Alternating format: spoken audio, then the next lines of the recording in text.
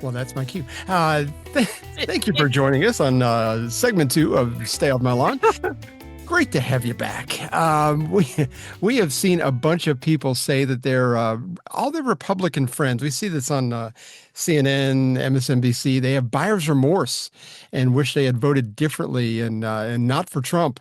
Uh, Well, it's not the Republicans and those are saying that. This is what Democrats are saying, right. that they know tons of people that have buyer's remorse. Yeah, I don't think it's tons. No, no. I think just the ones who feel that way are the loudest yellers. Again, they got all the feels and everything. They're all hurt.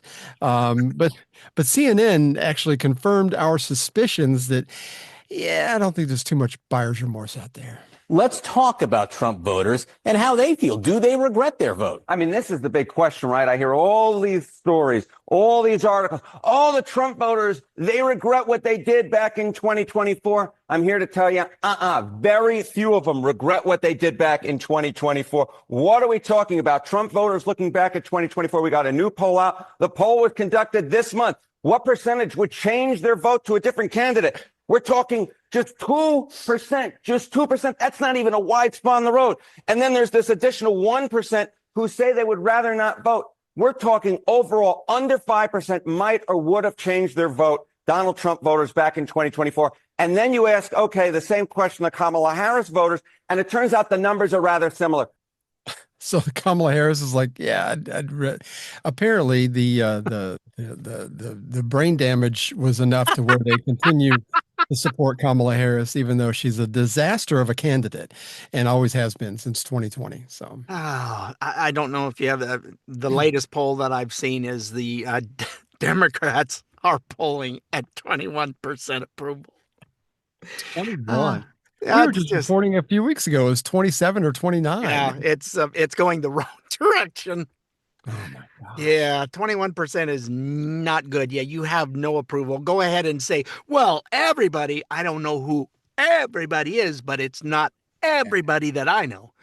But yeah, I think you were right. I mean, it's like their messaging is not uniform. Not everybody's on the same page. You've got some that are clinging to this whole men should be playing in women's sports and we ought to have abortion up to the ninth month. And it's like all these seemingly extreme positions. And then you've got other people that are like, I think it was a CNN reporter, MSNBC reporter saying, that's not what we believe at all as Democrats. It's like going, well, the people who are the mouthpieces for the Democratic Party sure as heck believe those things because they keep spouting that kind of stuff. Oh, and they still get their scripts when they've had rallies.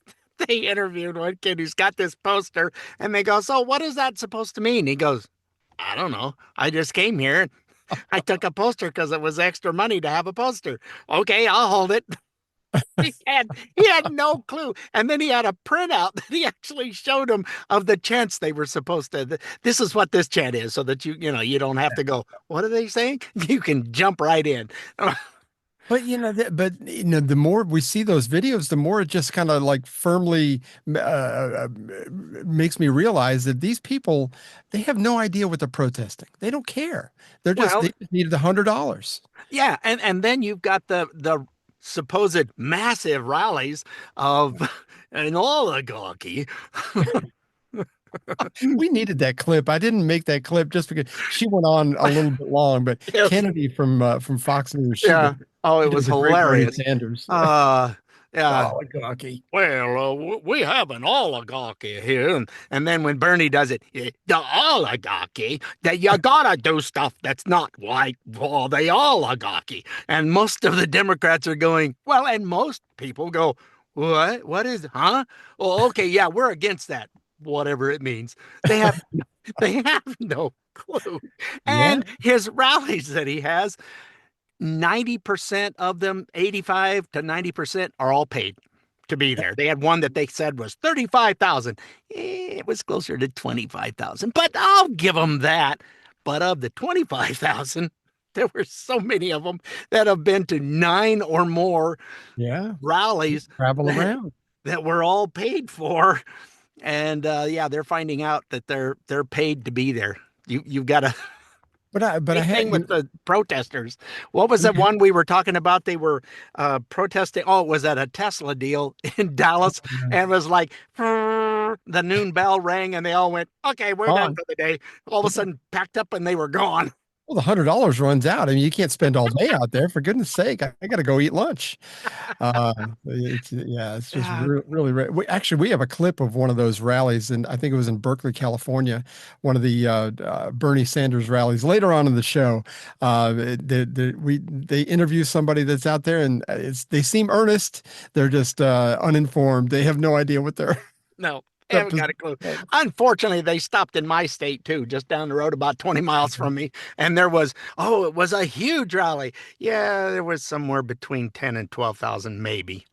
Oh man. That still seems that they're spending a lot of money. If they're Yeah. paying, a lot of those people, that's a lot of money to be shoveling out. And, Well, they're, they have the majority of billionaires on their side. They oh, I keep know. talking about the oligarchy and what's going on the Republican side, but well, don't you have a lot of yeah, don't turn that page. You don't need to see that. You don't need to know about it. It's okay, don't worry about it. We're telling you what's true. We've No, cornered you're the not. market. We've cornered the market on the oligarchy. Uh, It's like 15 to 1 or something. It's just unbelievable how far off base they are trying to say that, yeah, the oligarchy, you gotta go. And anyway. yeah, that is the word of the month, it seems like. And poor Bernie, I don't think he knows too many words, and so he has that word a lot. Well, him and talking about oligarchy, and he's got 3 multi-million-dollar homes. Yeah. How did you And get that on $175,000 a year? he certainly didn't have it before he took office, and now he's making Yeah, no. yeah. Okay. Funny how that happens. And Republicans are no better. So I mean, I'm not gonna blame just the Democrats, but yeah, we got a little bit of corruption in the oligarchy. Yeah, a little bit. Wow, talk about an understatement. Holy crap. Very understated today. So oh my Oh, gosh. Well, El Salvadorian citizen Kilmar Abrego Garcia see. continues to be in the news. He is a Maryland man, and we'll have more on that. Uh, there are so Yes. many facts to unpack in this case, and I was working on trying to kind of make it make sense, and have it in good chronological order. But our friend Liz Wheeler, who has a great podcast, and you should give her a listen once in a while, she gives a nice overview of.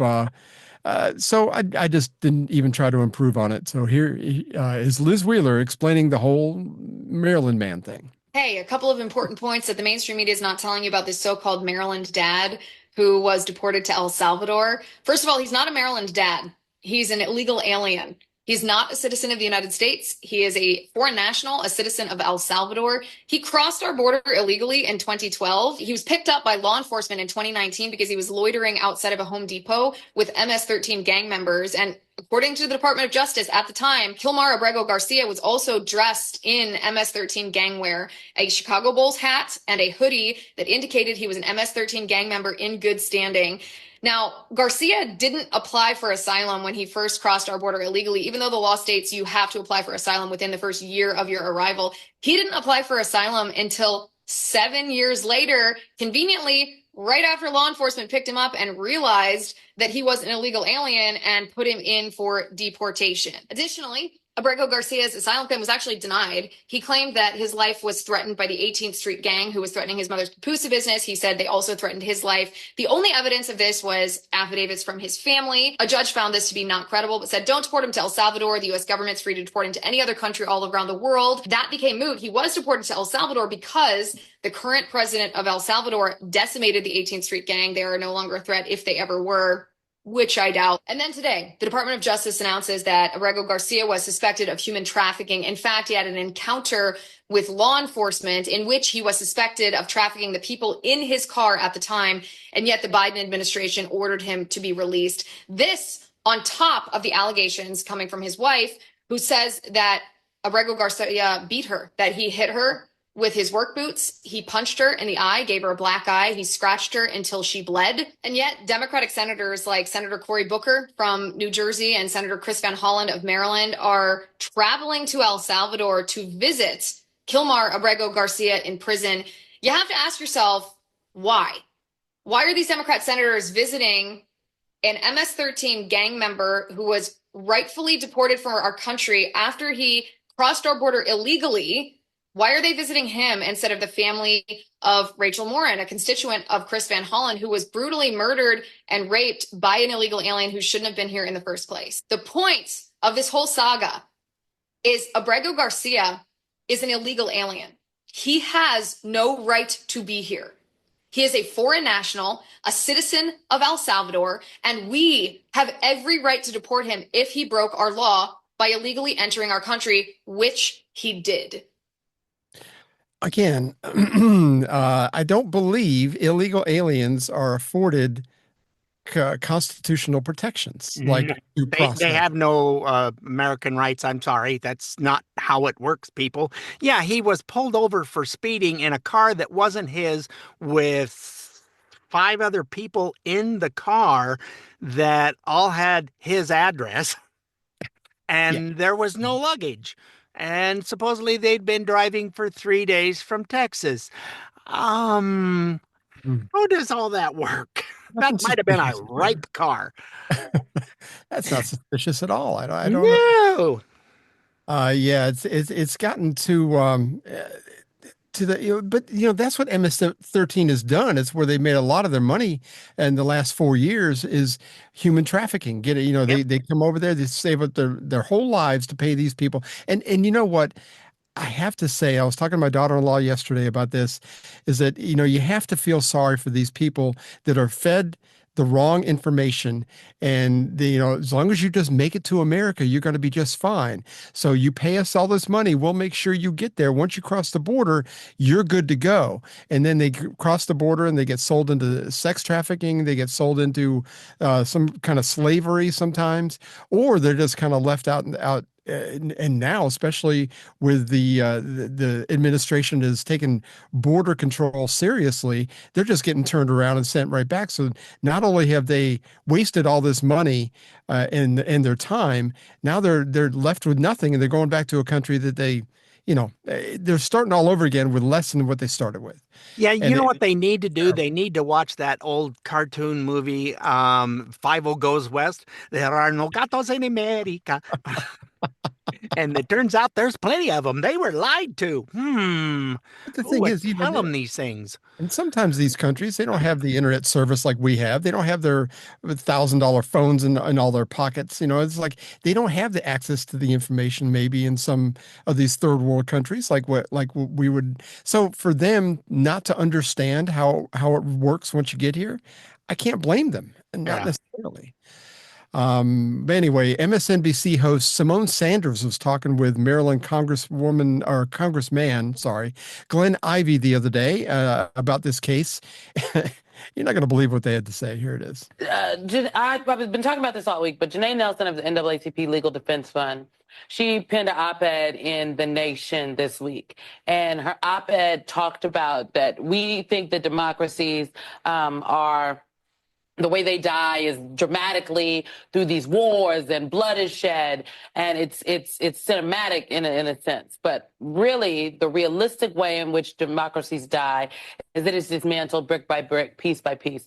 And she says that what we are seeing now with the lawlessness from this administration are really the canaries in the coal mine gasping for air. I'm paraphrasing here.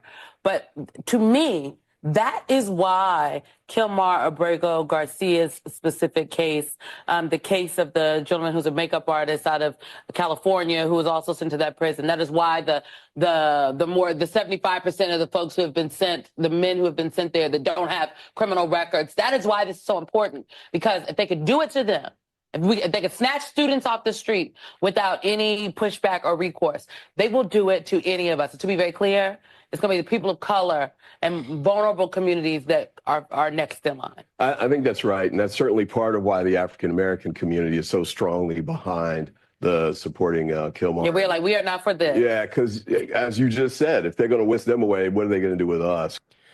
Okay, let's Yeah. break this down. If you are an American citizen, there is 0% chance that somebody's going to come by and sweep you up and send you to another country. Zero. I don't care how much melanin you have in your skin, they are not going to do that to you. Oh my God. Again, fear mongering. We keep, That's all the Democrats have. Between that and fear mongering, oh, you're going to lose all of your Social Security, and the poor seniors have been inundating Social Security because, oh, I can't afford to lose my. It's stop it. Just stop it.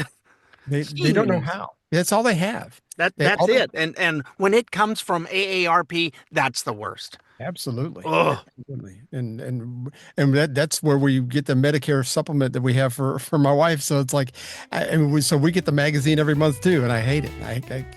Anyway, we've got a few more stories to unpack. One actually kind of funny. When we come back after this break, more about this story with Abrigo Garcia. So hang in there. We'll be right back.